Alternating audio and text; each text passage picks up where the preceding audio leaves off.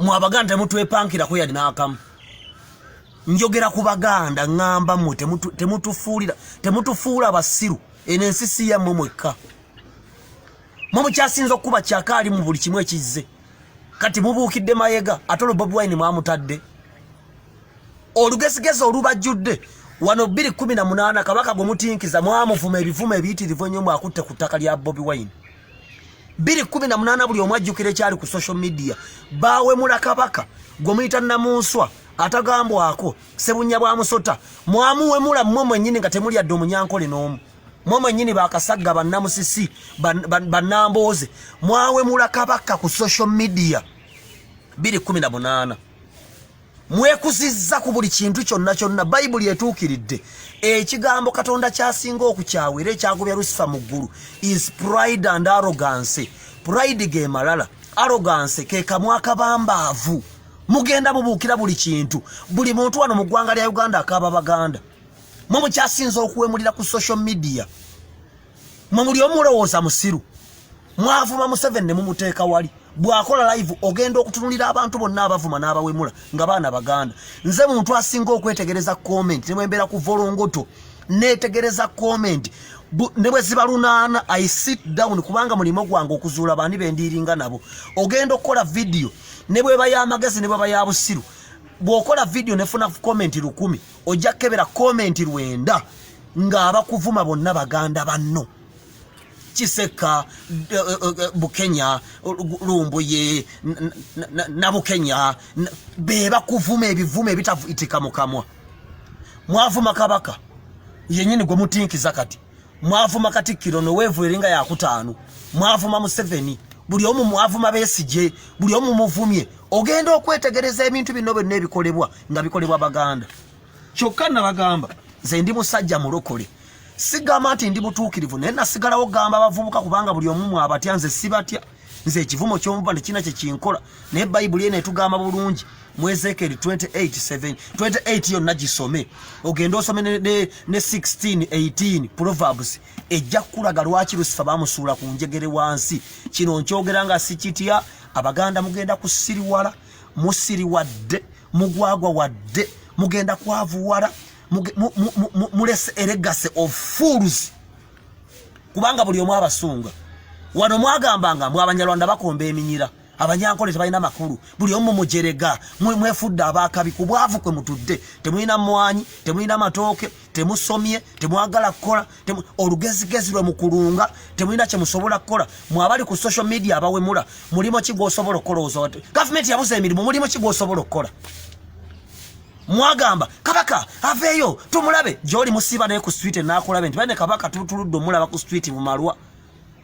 Mayiga jeyo Kabaka waffe oba mufu oba mulamu twagala kumulaba bamulese ate ndegera bwafaanana ngoyo siye bene ekyo mwalese kisajja sajja ne mutandika okuvuma omusajja nenze mbabuulira Bayibuli ekyogera lwatu bwogikebera okuva ku Genesis paka Revelations terina weewa muntu bukusa kuvuma mukulembeze. Bayibuli egamba tusegulire nga abakadde. Katikiro Charles Peter Mayiga agenda myaka 6 mu buvubuka omuvuma buli myaka 22 mulwaki akola ebyekisiru gwatuuka ddi okumanya nti akola ebyekisiru kitaawe yakola ki mu nsi. Mulekerawo okutambulira mbulamu bw'okubambira buli kimu. Abantu abali ebweru w'eggwanga abakola peegi bonna bo beetegereza baganda. Abali wano abakola ebiri fane basegirira bonna abakola kyakaali mu kibuga bannabyabufuzi abatalina pulaani bonna babuloga abatalina pulaani baganda. Mwetemwe abatukunamira baganda baserebu abatukunamira baganda. Kino nkibagamba this is not a prophecy. Sijaga nti Mukama yangambi nedda. This is the reality because mu bulamu there must things waliwo ebiteekeddwa okubeerawo. Abaganda mugenda kwongera okwavuwala mugenda kwongera okusiriwala mugenda kwongera okufuuka emmomboze kubanga era olwedde muli basiru. Ekibalaze nti muli basiru kwe kuvuma Katikiro wammwe mwagamba Kabaka talaba mukamwa ne bwalonda ekikere n'akissa wali mukikkiriza. Kati kitegeeza bw'ovuma Mayiga obusiru ne Kabaka oba omuvumi obusiru kubanga Kabaka yalonda Mayiga era yamubeezezaako ebbanga tiri amyaka gigenda mu 10 naye mu okwefuula abagezi okuvuma buli kimu Mayiga muvuma waaki. Oyina audience egamba nti Mayiga nga tatadde ku Katikiro nabagamba nti eddembe Museveni lyabawa lyeribonoonye tosobola Rwanda kuyita Kagame bamuyita his excellency nemwe buli kimu mukibambidde wano muvumi kati Bobi Wine mwamwerabidde ebyokulayira mwabyerabidde ne bannammwe abali ekitalya mwabeerabidde kati mubuukidde kigaali kyokka Kabaka gwe mutinkiza mwamuvuma 2018 ebivume ebyamaanyi ennyo nenze mbalabula baganda bange Bayibuli etulagira okutya abakulembeze wadde babi oba balungi nange nyiza okuba n'okwemulugunya ate Kabaka asobola okubeera nga alwadde nange nyiza okuba n'okwemulugunya nere kimpa lwatu kugamba nti gwe Kamayiga kubanga kitaawo bompimapima ne Mayiga ayinza n'obutamukiriza kuyingira mu geeti yeewuwe naye okumanyiira n'obutatyanga kyokka biri mu baganda mutalina kye musobola kukola mwe banaku mwe mulina emmandwa mulina emisango mulina bamweya n'abajjudde twali olabeko gurupu ya Kayihura ng'evuma Museveni ku social media abawalumbuye information okuvuma Katikiro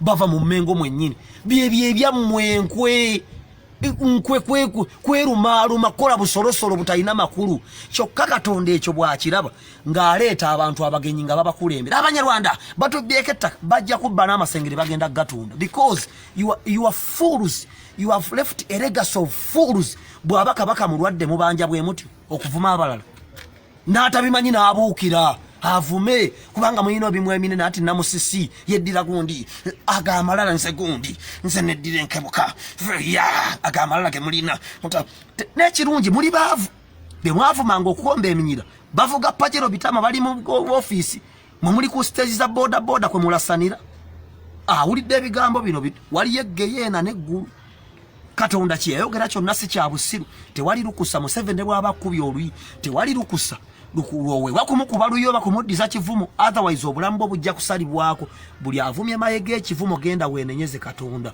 kuba Mayiga ne bwabeera mu kyamu tewali odensity gyoyimiramu kumuvuma Mukama bawo omukisa.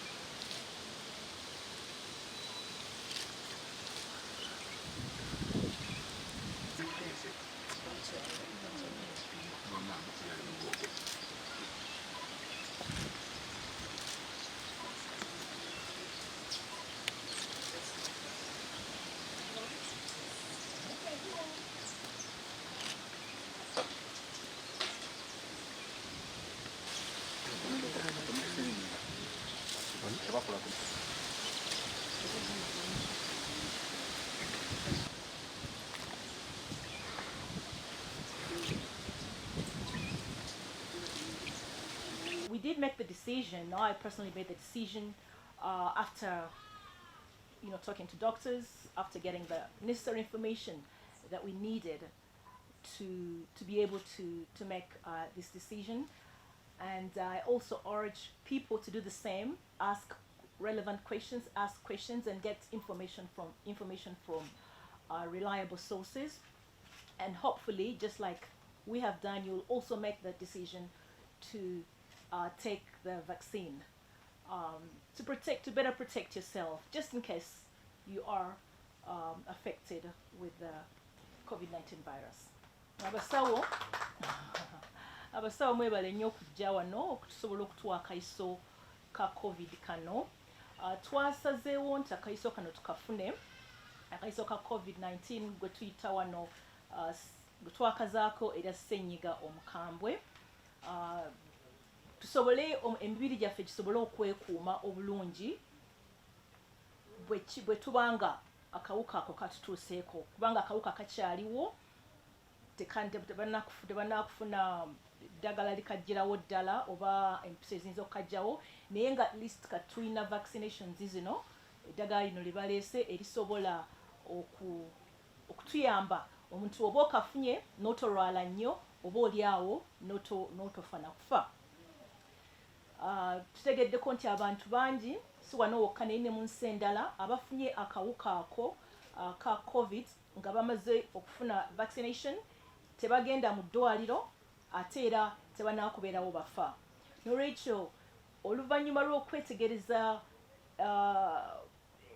ensonga zino zonna ezeetolodde ku kayiso kano n'eddagala lino lye batukuba, twasazeewo nti naffe tukafune era kati nammwe mbakubiriza mubuuze ebibuuzo bye mwetaaga okumanya muleme kubeeramu na kintu kyonna kigamba nti nno oba ate batukase naye nga mwe mwennyini mwe muba mwekolera mwesalirewo era tusuubira nti mujja kusalawo musobole okufuna empisa eyo mukuume emibiri gyammwe musobole okulwanyisa akawuka bwe muba nga mukafunye.